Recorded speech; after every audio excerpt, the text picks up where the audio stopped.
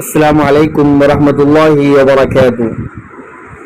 رشتہ داروں سے اچھے سلوک کے 10 فائدے۔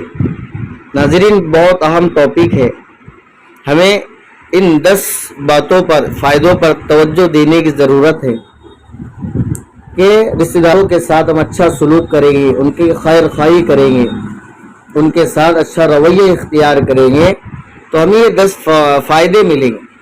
اس لیے اللہ کے نبی صلی اللہ علیہ وسلم نے فرمایا، ارحموا من فی الارض یرحمکم فی السماء۔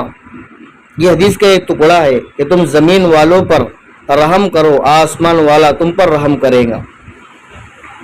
وہ 10 فائدے کون سے ہیں؟ نمبر 1، اللہ جل شانہ کی رضا حاصل ہوتی ہے۔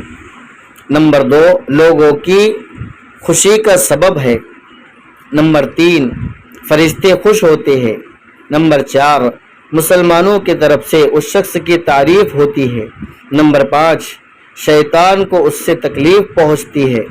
نمبر 6، عمر بڑھتی ہے۔ نمبر 7، رزق میں برکت ہوتی ہے۔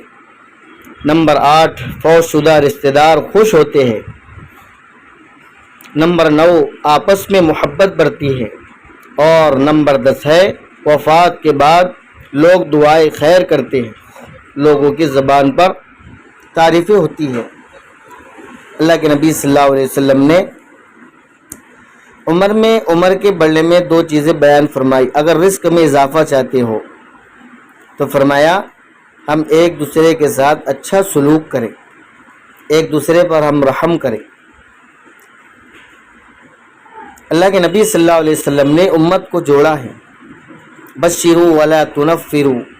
اللہ کے رسول فرماتے ہیں خوشخبریاں پھیلاؤ، نفرتیں مت پھیلاؤ۔ اس لیے ہم